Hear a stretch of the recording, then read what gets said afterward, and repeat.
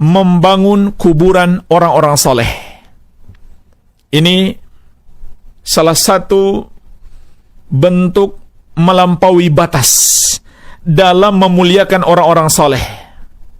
Karena dia seorang habib, seorang kiai, seorang ustadz besar, seorang wali Allah, maka mereka bangun kuburannya, mereka buat megah, dan dibuat beda dengan kuburan pada umumnya. Maka ini adalah melampaui batas dan termasuk pintu kesyirikan. Dan telah dilarang oleh Rasulullah SAW dalam hadis yang tegas. Di antaranya dalam riwayat Muslim dari sahabat yang mulia Jabir bin Abdullah radhiyallahu taala anhuma, naha Rasulullah sallallahu alaihi wasallam ayyujassasal qabru wa ayyuq'ada alaihi wa ayyubna alaihi. Rasulullah sallallahu alaihi wasallam melarang untuk menyemen kuburan, juga melarang duduk di atasnya, dan melarang membangun di atasnya. Hadisnya jelas. Rasulullah SAW dalam hadis ini melarang 3 hal. Pertama, menyemen kuburan atau mengapuri kuburan. Yang kedua, melarang duduk di atasnya. Yang ketiga, dilarang membangun di atasnya. Dan hadis ini umum, sehingga mencakup apapun yang dibangun di atasnya. Apakah sebuah kemah, ataukah sebuah bangunan dari batu, atau dari semen, atau dari kayu, sama saja.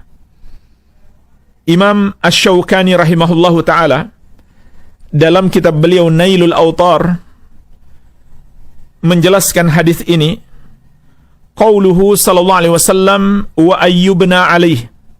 Ucapan Nabi sallallahu alaihi wasallam atau ucapan sahabat Jabir radhiyallahu anhu bahwasanya Nabi sallallahu alaihi wasallam melarang membangun di atas kuburan. Fihi dalilun ala tahrimil bina alal qabri. Maka dalam hadis tersebut terdapat dalil yang menunjukkan haramnya membangun di atas kuburan. Jadi hadisnya jelas, dalilnya jelas. Kemudian beliau jelaskan juga, wa fassala Syafi'i wa ashabuhu. Imam Syafi'i dan murid-murid beliau atau ulama mazhab beliau memberi rincian. Faqalu, mereka mengatakan, in kanal bina fi milkil bani famakruhun. Kalau bangunan itu dalam kepemilikan orang yang membangunnya, maka hukumnya makruh. Jadi misalkan seseorang dikubur di pekuburan khusus milik perorangan, maka hukumnya makruh kata mereka. Wa in kana fi maqbaratin musbalah faharamun. Dan apabila dibangun di kuburan umum, maka hukumnya haram. Ini menurut mazhab Syafi'i. Jadi mazhab Syafi'i, pendapat yang kuat di kalangan mazhab Syafi'i adalah terlarang, nggak boleh.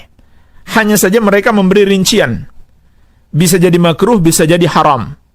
Tapi Imam Asy-Syaukani rahimahullah mengatakan, wala dalila ala hadza tafsil. Sebenarnya tidak ada dalil perincian seperti ini. Tidak ada dalil perincian seperti ini. Jadi ini hanya ijtihad para ulama Syafi'iyah tanpa berdasarkan dalil. Dalilnya bersifat umum. Nabi SAW melarang membangun di atas kuburan, maka hukum asal larangan adalah haram. Beliau tidak memberikan perincian makruh dan haram, tidak. Maka kata beliau, kata Asy-Syaukani rahimahullah, ini tidak ada dalil. Wa qad qala Syafi'i, dan kata Imam Asy-Syaukani, Imam Syafi'i sendiri telah berkata, ra'aitul a'immata bi Makkah ya'muruna bihadmi ma yubna. Aku melihat para pemimpin di Makkah memerintahkan untuk menghancurkan kuburan yang sudah dibangun. Perhatikan jemaah sekalian, Bahkan kuburan yang sudah dibangun sekalipun diperintahkan oleh para pemimpin Islam yang disaksikan oleh Imam Syafi'i, dan beliau membenarkan, bukan dalam konteks beliau menyalahkan, itu dihancurkan. Kenapa jemaah sekalian harus dihancurkan yang sudah terlanjur dibangun? Karena itu adalah juga perintah Rasulullah sallallahu alaihi wa ala alihi wasallam, sebagaimana dalam riwayat Muslim dari Abu Hayyaj Al-Asadi, qala, beliau berkata, qala li Ali ibn Abi Talibin, berkata kepadaku Ali bin Abi Talib, ala ab'athuka ala ma ba'athani alaihi Rasulullah sallallahu alaihi wasallam, ketahuilah wahai Abu Hayyaj Al-Asadi, aku akan mengutus engkau untuk sebuah misi sebagaimana Rasulullah sallallahu alaihi wasallam pernah mengutusku dahulu. Apa misinya? Alla tada'a timthalan illa tamastahu wala qabran musyrifan illa sawaitahu. Jangan engkau biarkan ada patung atau gambar bernyawa kecuali engkau hancurkan, dan jangan engkau biarkan kuburan ditinggikan kecuali engkau ratakan. Perhatikan jemaah sekalian, ini perintah Rasulullah SAW yang sudah terlanjur dibangun, diratakan, dihancurkan. Maksudnya adalah dikembalikan seperti aslinya, bukan pula dihilangkan sama sekali, tidak. Maksudnya adalah dikembalikan seperti bentuk aslinya. Kemudian Ali bin Abi Thalib radhiyallahu anhu, ketika beliau menjadi khalifah, beliau menjadi pemimpin negara Islam, beliau juga memerintahkan pegawainya untuk melakukan hal yang sama.